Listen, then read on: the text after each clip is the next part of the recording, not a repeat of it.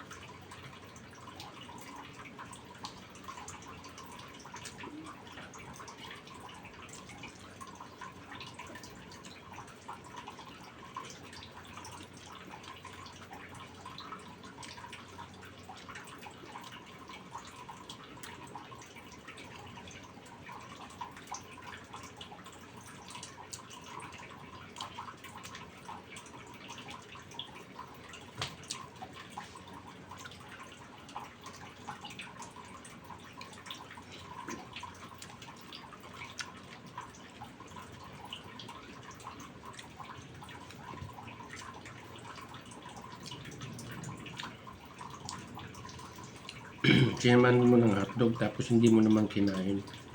Para kaya na yan. Para kay Sira.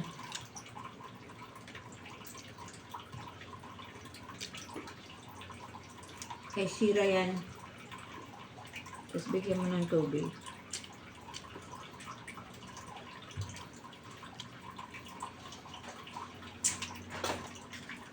Ganyan ko kamahal ang mga aso. Kumahal mo. Mas mahal ko yung mga aso.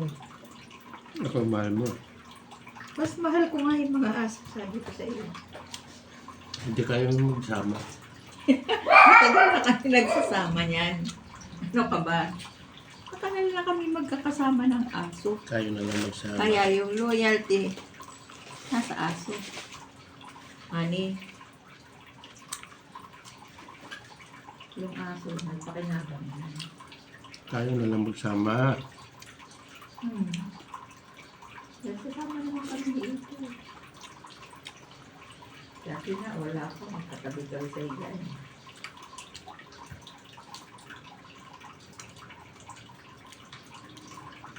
Wala akong pakinabang. Di uwi na lang ako.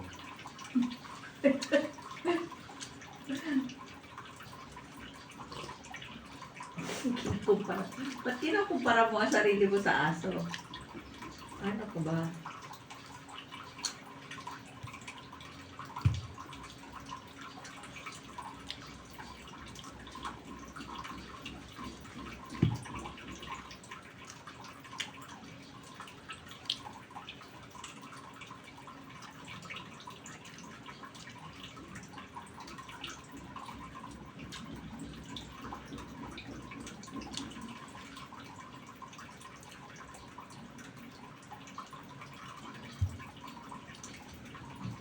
Shout out mga kasenyor dyan.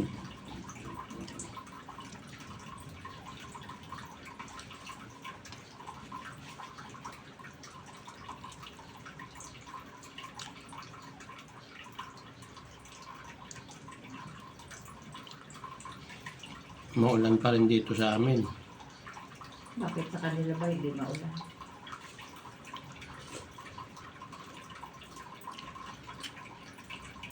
Nahawa ka ni Tintin. Alam mo na nga nagbabaha eh. Nagtatanong ka kung maulan saan.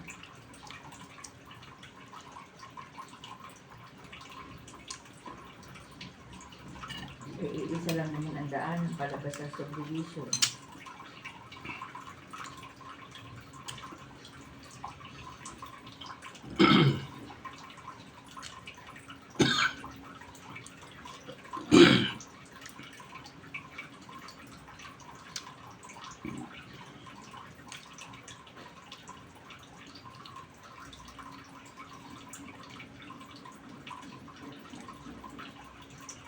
Shout out sa mga magpipensyon diyan. Ingat kayo, baka kayo masalisihan.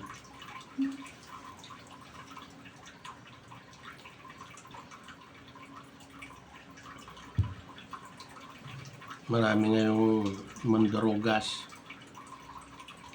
sa hirap ng buhay.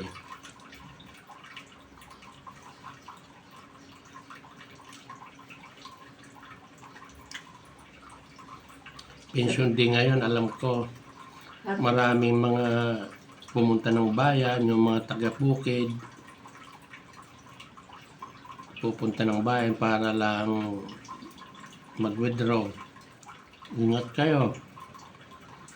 Lalo mga senior na. Wala kayong kasamang apo. Ingat, ingat mga lods. Ang akin ay reminders.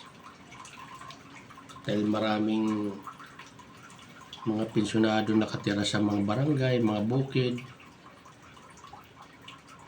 Masaya ang pakiramdam ngayon kasi magwi-withdraw ng pensyon. Tapos padudukot lang sa mga kawatan.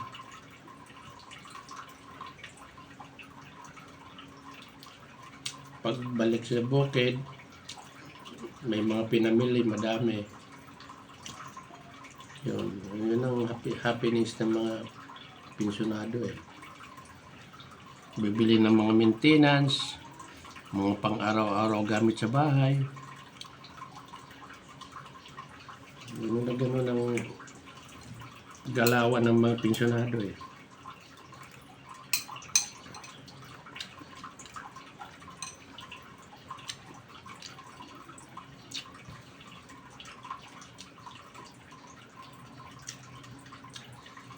Masarap mag-pensyon pag kumpletong pensyon.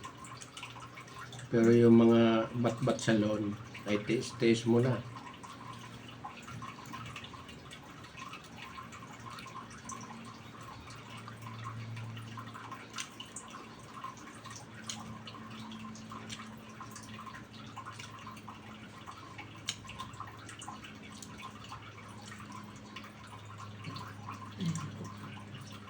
Yung isang vlogger na retirado, nag-live, ang pibaw daw ay 20,000 na. Laki na. Ay, 4 years na siya nagpipensyon sa PIBO. Hindi, ginaklaro ko nga, nag-comment ako eh. Alam ko ako sa pibaw, pagka once na nag-start ka sa pibaw, 5K. Baka sa kanya, 4 na taon na. Taon-taon nag-increase ng 5K, 5K. Di malaki na.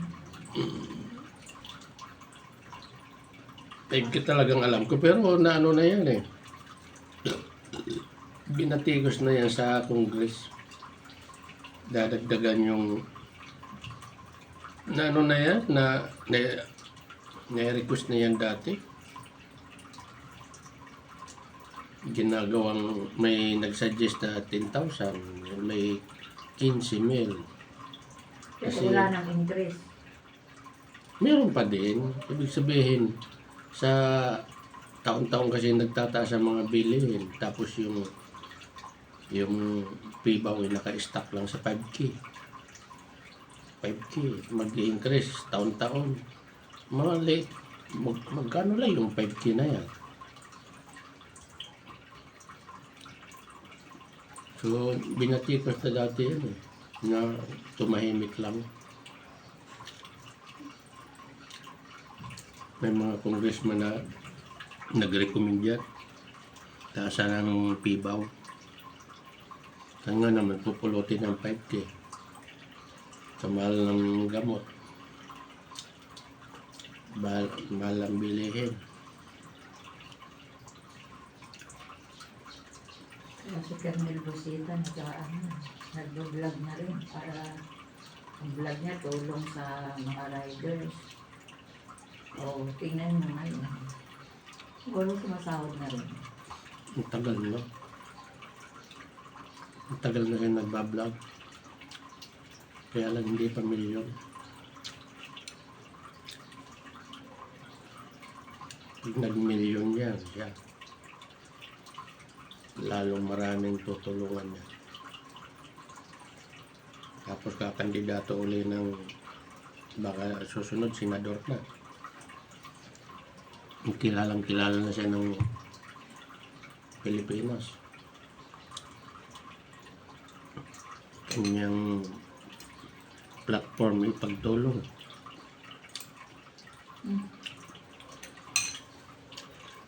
Sana lang hindi katulad din kay ano, kay Tulpo.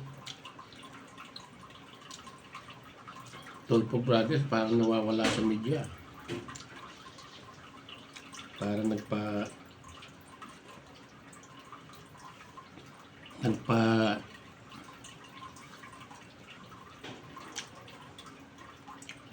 sign off muna sila sa media. Sa group chat ng mga nawawala ang Tulpo Brothers eh. Parang binura muna.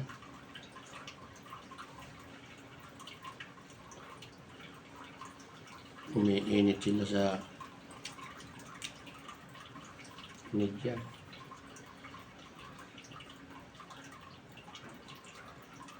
Siguro si Rapi Tulfo nakatanggap din yun ng balita. Tsaka si Erwin. Kaya pinipigilan nilang ibatikusin yung... Hindi, meron silang mga kurakot dyan, kaya Meron sila, pinipigilan Ang ginawa- yung ano, busisiin yung flood control. ayaw nilang ano, kala ko ba ayaw nila sa mga mapagsamantala. Plastic dito si Rafi. Nag-unsubscribe nga ako. Dati subscriber nila ako, pero ngayon nag-unfollow ako, nag-unsubscribe din.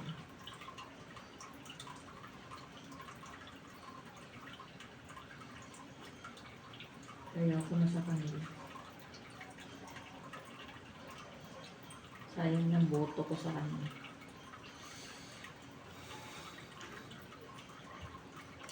Sinayang niya yung boto ko. Number 2 yata yun. Senador. Number 1 si Robin. Natalo pa siya ni Robin.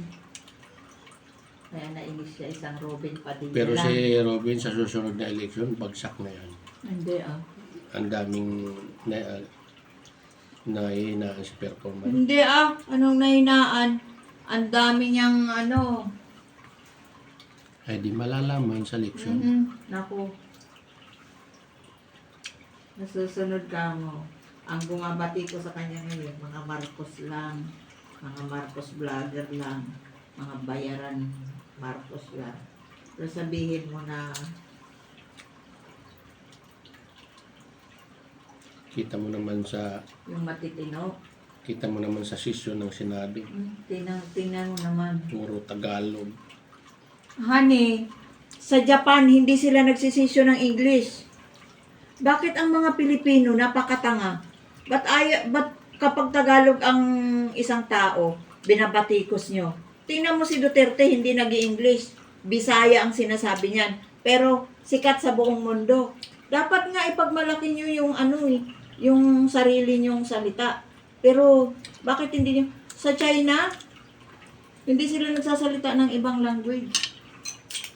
Hindi nila ipinagmamalaki ang English, yung mga ibang salita na yan. Minamahal nila yung sarili nilang wika. Huwag kayong ganun.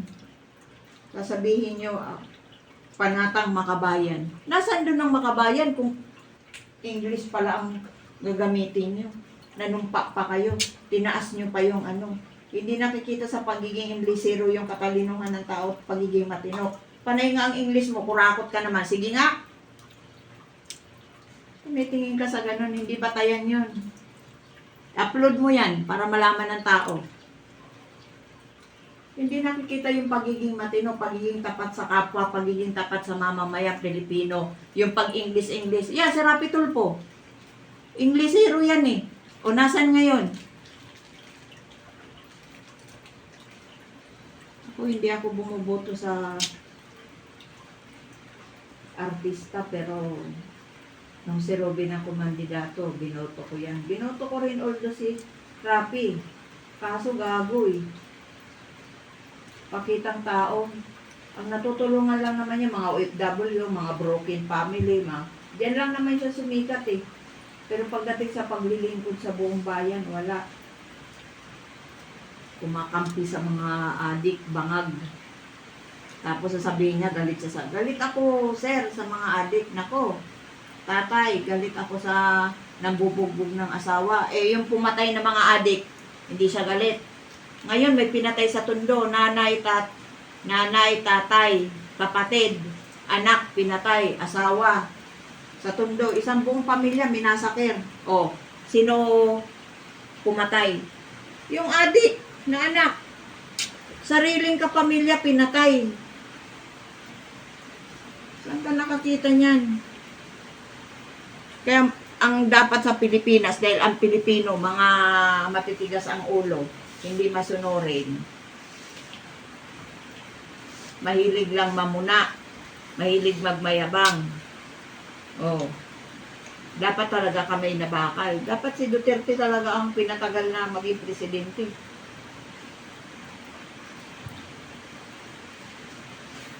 Kaya lang, matanda na eh. Hindi na kaya.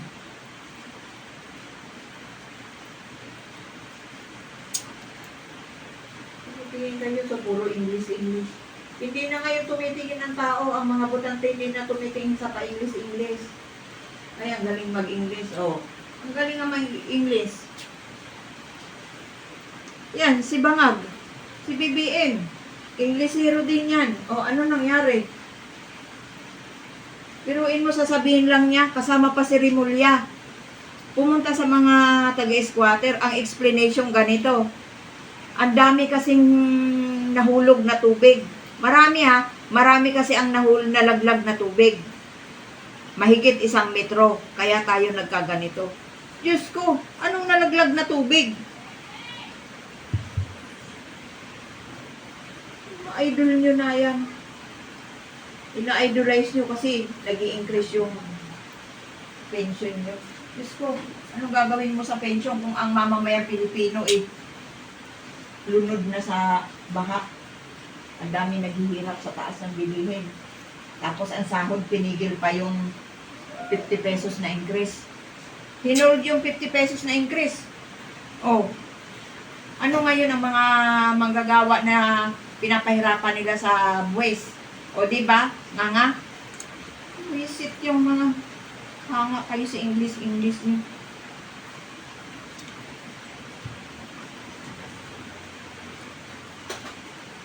Ang Japan nga, kailangan mo pa ng interpreter eh. Ang China nga, kailangan mo pa ng interpreter. Hindi sila nagsisession sa Senado. Dapat nga yung Senado, ang session yan dahil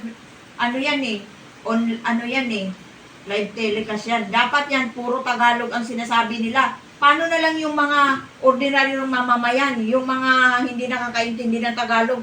Alam ba nila kung anong pinag-uusapan sa Senado? Hindi naman nila maintindihan kung puro English yan. Diyos ko, mag-Tagalog sila. Para pag pinalabas sa TV, maintindihan ng mamamayan, ano bang pinag-usapan na ngayon? Ano nalagay ng gobyerno natin? Hindi, English, oh.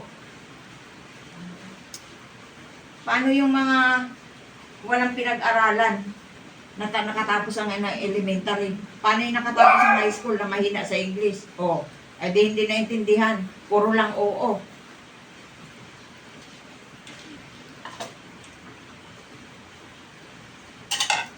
Ako ang taong hindi kumakampi sa doon lang tayo sa realidad.